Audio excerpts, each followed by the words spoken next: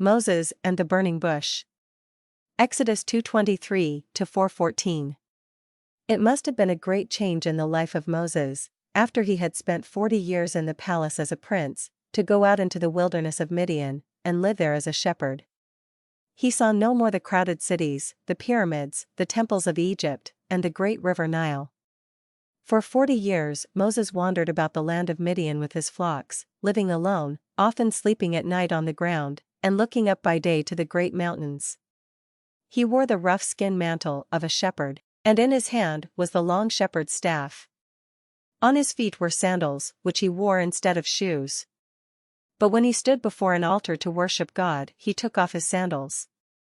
For when we take off our hats, as in church or a place where God is worshipped, the people of those lands take off their shoes, as a sign of reverence in a sacred place.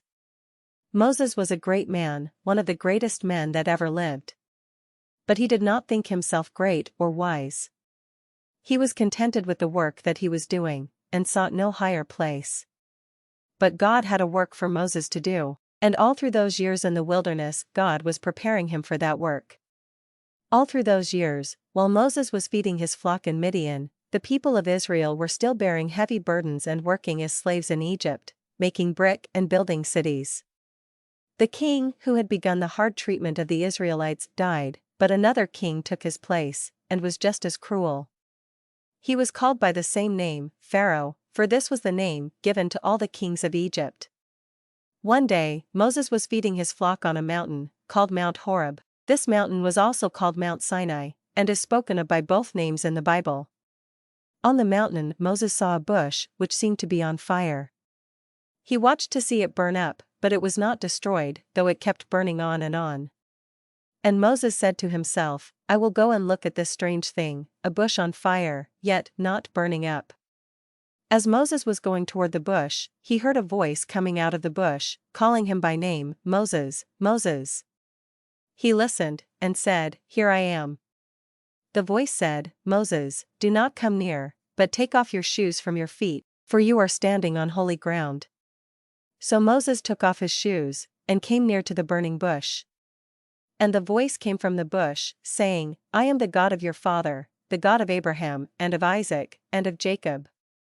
I have seen the wrongs and the cruelty that my people have suffered in Egypt, and I have heard their cry on account of their taskmasters.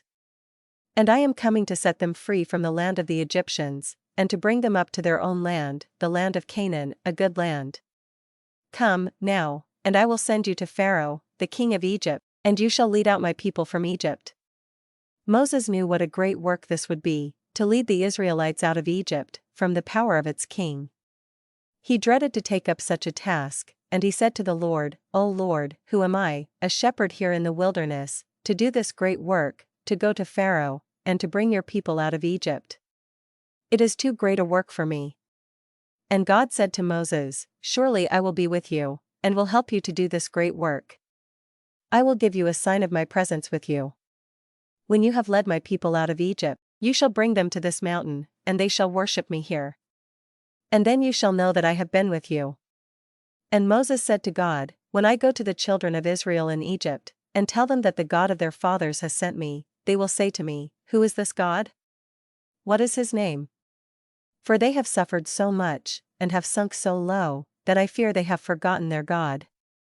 And God said to Moses, My name is I am, the one who is always living. Go to your people and say to them, I am has sent me to you. Do not be afraid, go to your people, and say to them what I have said to you, and they will listen to you and believe. And you shall take the elders of your tribes, the leading men among them, and shall go to King Pharaoh, and shall say to him, Let my people go, that they may worship me in the wilderness. At first he will not let you go, but afterward I will show my power in Egypt, and then he will let you go out of the land. But Moses wished some sign, which he could give to his people, and to the Egyptians, to show them that God had sent him. He asked God to give him some sign, and God said to him, What is that which you have in your hand? Moses said, It is a rod, my shepherd's staff, which I use to guide the sheep. And God said, Throw it on the ground. Then Moses threw it down, and instantly it was turned into a snake. Moses was afraid of it, and began to run from it. and God said, "Do not fear it, but take hold of it by the tail." Moses did so, and at once it became again a rod in his hand. And God said again to Moses, "Put your hand into your bosom, under your garment, and take it out again." Then Moses put his hand under his garment, and when he took it out it had changed, and was now as white as snow, and covered with a scaly crust, like the hand of a leper. He looked at it with fear and horror. But God said to him again, "Put your hand into your bosom once more."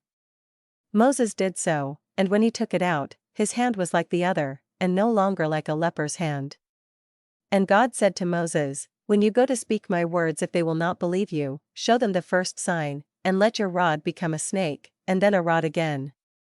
And if they still refuse to believe your words, show them the second sign. Turn your hand into a leper's hand, and then bring it back as it was before. And if they still will not believe, then take some water from the river, and it shall turn it into blood. Fear not, go and speak my words to your own people and to the Egyptians." But Moses was still unwilling to go, not because he was afraid, but because he did not feel himself to be fit for such a great task.